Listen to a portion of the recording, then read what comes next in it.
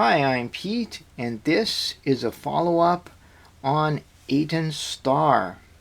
Now, one of the things that's very important on a icosahedral puzzle, it has 20 faces, so you want your stickers to have reasonably good range of colors to make it easy to identify which piece belongs to which of the 20 faces. Right around the time Eitan star was released, Olivér came out with a sticker set that I think will have a greater range of colors than the factory set. So I went ahead and ordered them, even though it meant that I would have to just have my Eitan star here, not stickered. And I also knew, which is what happened, I got really busy at work. I was away for a while. So I've had these stickers for a while, and I'm finally able to open them and take a look at how I'm going to sticker this great puzzle, and then I will be back on track. So let me get started here.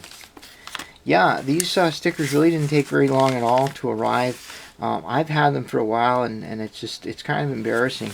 Normally I get right to puzzles and projects like this, but I just didn't have the time. I got really busy at work, and I had some other things to do, and but here we are, and this should be great. So I'm just gonna take the paperwork out here, and I can zoom in just a little wee bit.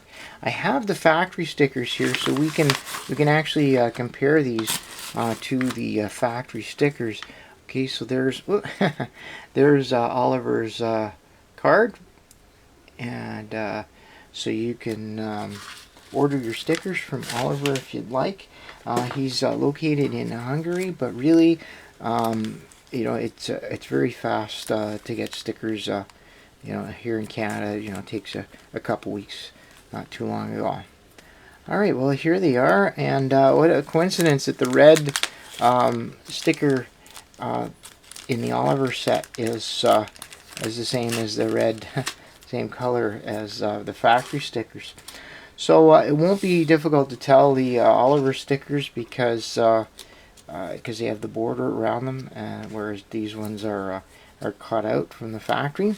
So let's see what colors we get with Olivér. Now this is a 20-sided puzzle, so so you'll see the sorts of a range of colors. So the grays.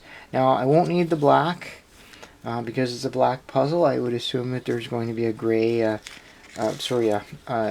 white puzzle released at some time. Well, it's an interesting color. This is kind of a yellowish orange, sort of a neon orange, and this is, I think, really the what's going to have to happen for us to I guess I'll have to zoom back out here in order for us to be able to sticker these large puzzles, because really we're going to run out of colors. One thing I like this this navy blue here. This is I had set aside what I thought was a black. Yeah, that's a black. This looks black, but it's actually very, very dark blue. Yeah, it's a very dark blue, but it'll work. So I'm just separating them into. Now I like that purple.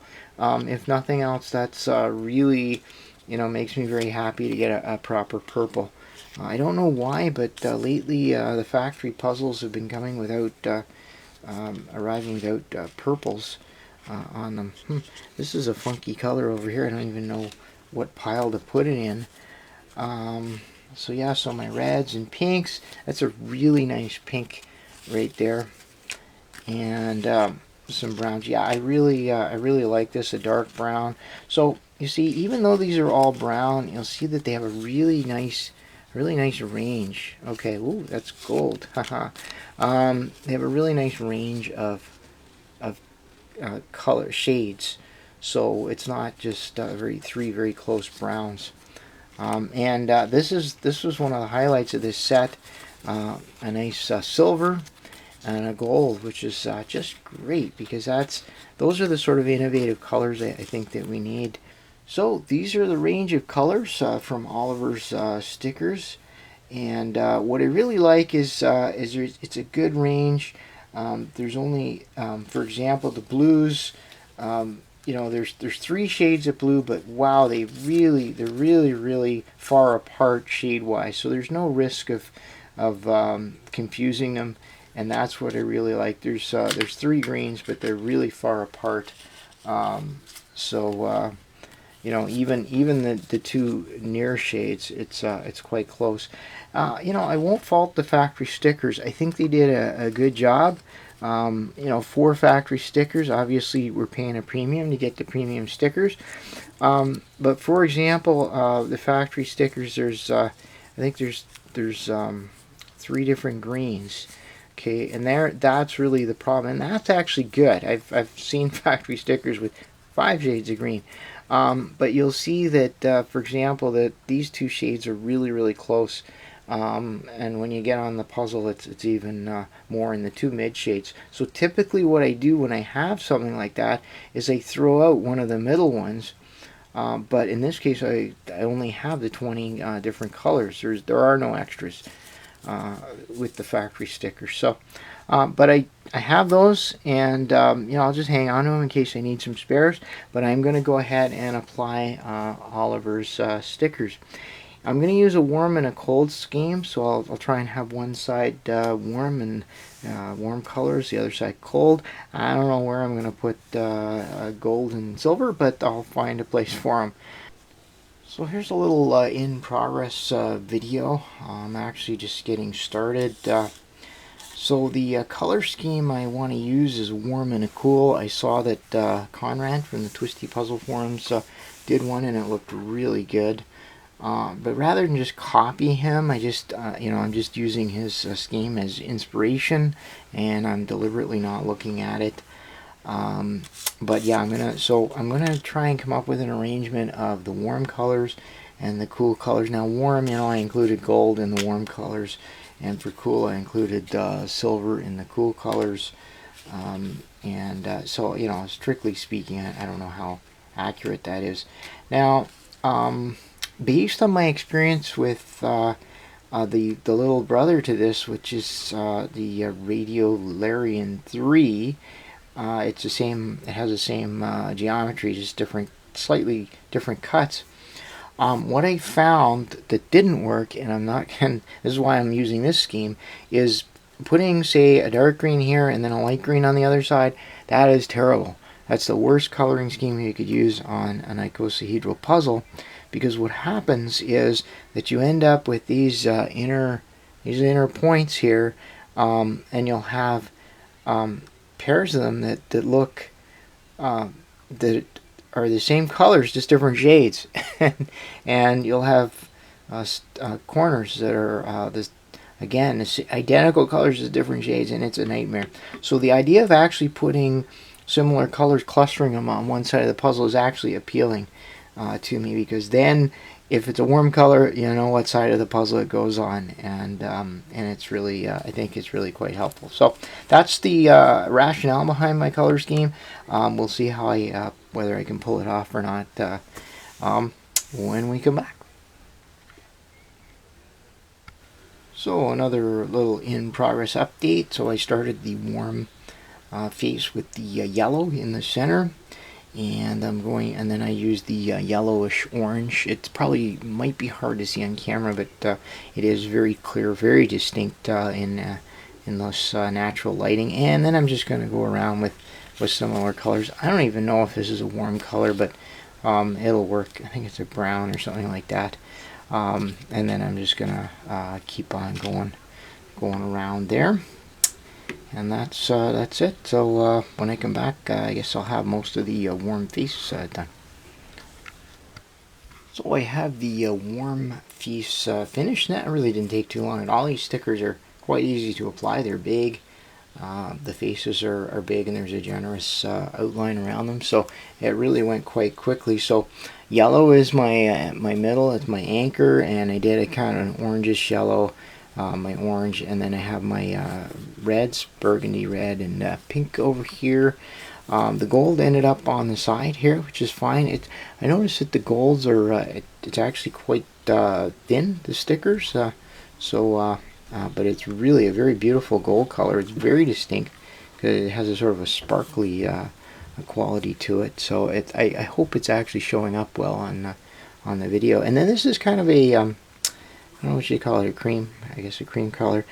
So that's fine, and I think that this is a very good looking warm side. The brown over here, you know, it's I think it is in the range of warm colors, but it does go with the darker green and the burgundy here. So I know it looks very dark on camera, but hopefully you'll be able to see it. Well, I finished stickering Eitan Star, and you've already seen the warm side here. Let me flip it over to the cool side. I started with white in the middle, and these are my cool colors here. So, you know, I have the different shades of green, I have the different shades of blue.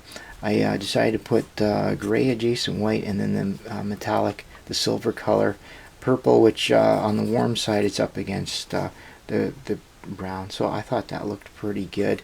Now the thing I was trying to do here, the thing I've learned is that if you clump similar colors together, that works like the blues.